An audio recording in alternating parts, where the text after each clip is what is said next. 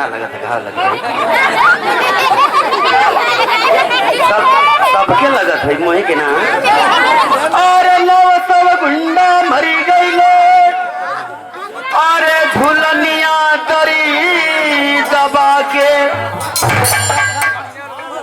अरे नौ सब गुंडा मरी गईले, अरे नथुनिए तरी दबा के, अरे नौ सब गुंडा मरी गईले झुलनिए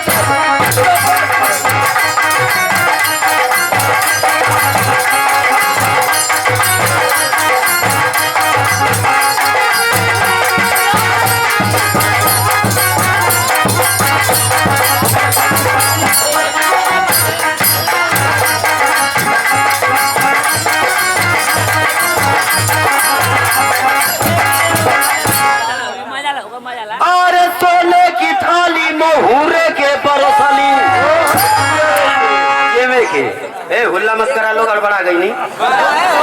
हाँ तो हुल्ला करवाता गड़बड़ा नहीं, हुल्ला मत करा, पूरे का कह देनी हम। अब तो व्यवस्था बंद हो गई लोही। अब अगर जेना खैले हुई तो कोशिशो मत करिया खैले का। पार्टी आपके सेवा में उपस्थित ग्राम नरौड़ी बरैया की धरती से आए मास्टर साहब काहे बदे आए वो आत्मा के शांति खाती, बस सब लोग उपस्थित हवा। प्रधान जी लोगन के तो बुलौले की जरूरत ना है, वो लेकिन लोग आल है तो आत्मा के शांति खातिर आल है। हमन का सब जानी ठंडा पाला में इकट्ठा है जाए वो आत्मा की शांति। 4 जानी उपस्थित है, आप लोग गीत भजन का आनंद लेला है। अब फिर नंबर लगाए, फिर आनंद भजन लिया। एगो माता जी का आज लास्ट सेवा है, वो माता जी के आत्मा के शांति खातिर मन के उपस्थित है जा। आवा माई बाप का स्थान धरती पर सबसे श्रेष्ठ बतावल गल है। एगो महतारी है, उनके 4 गो औलाद हो। माई जैसे हैं वही तरह को महतारी रहनी, 4 गो औलाद हम उनके। माई बाप बेटी बेटा अपने सुख खातिर पैदा करला मास्टर साहब। बेटी बेटा जन्मावत है, पढ़ाई लिखाई अच्छा पोस्ट पर ले जाए, डॉक्टर हुई, मास्टर हुई, हेलीकॉप्टर हुई। कौन पोस्ट वाला? हेलीकॉप्टर वाला, पायलट। हाँ पायलट चला वाला हुई है। एक खातिर ब्याह शादी कर बहू है, एक गिलास पानी मिली, एगो रोटी मिली, एक सुख खाती ना। बेटी बेटा माई बाप पैदा करे ना, माई बाप बेटी बेटा पैदा करना नामों बड़ा चुन के 2 4 5 जानी से पूछिए हम अपने लड़का कौन नाम धरी हो ना। अगर यहाँ तक कि पंडित जी लोगन के पास भी पहुंच जाना कहना महाराज हमारे लड़का का नाम देखता पतरा चतरा में गोत्र से। हाँ गोत्र से चुन के नाम रखेला। एगो महतारी है, 4 गो औलाद हम। अच्छा उनका माई नाम रखले है। बड़का लड़का का नाम रख देनी आयो ल, बड़का लड़का का नाम रख देनी आयो ल। दूसर के लड़का का नाम रख देनी कूद ल, कूद ल। तीसर का लड़का का नाम रख देनी चढ़ ल, सीढ़ी लगौले है। तीसर का लड़का का नाम रख देनी चढ़ ल। चौथ के लड़का का नाम रख देनी भाग भाग लो। 4 गो लड़का हम गोत्र से रखल है, गोत्र से रखल है। देखा चढ़ल उतरल भागल आया, कितना बढ़िया नाम रख देनी मिला के कुल एकदम सेंटर मिलल। आजकल कौन नाम रखा था? तरीका आजकल नाम तो रख देते लो सनी देवल हम, ऋषि कपूर हम, अजय देवगन हम, बब्बी देवल हम, उगजिया जात हम, तो छर्रा हम, पियाली हम, चैन गेट हम, चैन हम, सगरी 9 नाम है। लेकिन वो समय महतारी 4 गो लड़कन का औलाद रखले है, नाम रखले है औलादन का।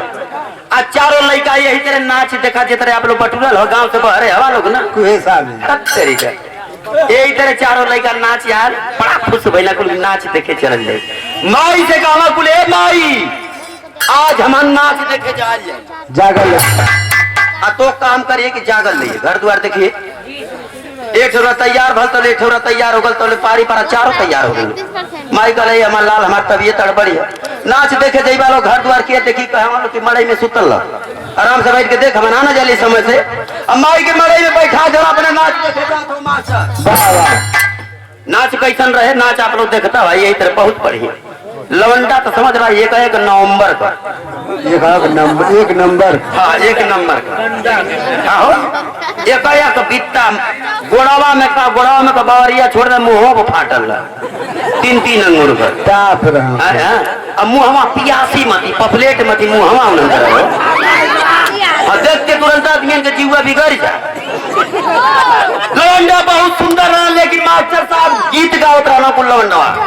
पुरवट रहे जो बैठ गई ना, लगना कुछ अनुमति पाके लवंडा के कुल। लवंडा इतना बढ़िया जो उनकी का बताई, गाना एगो सुनोला मार साहब तेन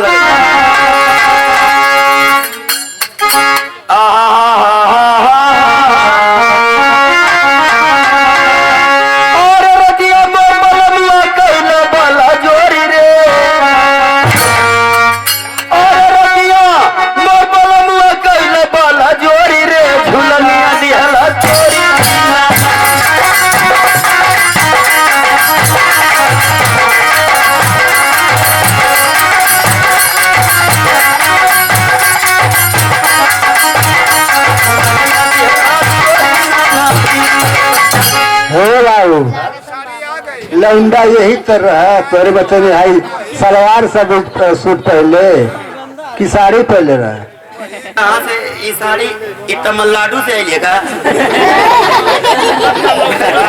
लाल तो दिखाए तो यार सूरत में ज्यादा होले साड़ी बाबू। ये सूरत से लीला है। हाँ हाँ ये लवंडा खाती ऐसा फूल भया। अरे ये कौन साड़ी लीला की खूने भला देखते कलर छापल है बाबू। अच्छा, पोस्टमार्टम बदला ला देख ला। लवंडा तो तमाम आप लोग देखला ही होगा। यो लवंडा देखला लोग का करके। हाँ, हो सकेला कार्यक्रम तो लोग का फंसे के ऊपर हम के बुला लिया लो। ये मारता बाबा ला, अरे कजरा मोहब्बत वाला आया ढकेल के डाला, अरे कजरे ने ले ली मेरी जान, अरे मैं तेरी कुर्बान। लाई लवंडा का पटेल है देखा। पलेट पलेट पलेट। रुक जा 1 मिनट, एक नहीं और रुक जा पटेल। दुनिया दिन में हो जाएगी। हाँ, ये आई लवंडा का पटेल है। आइए।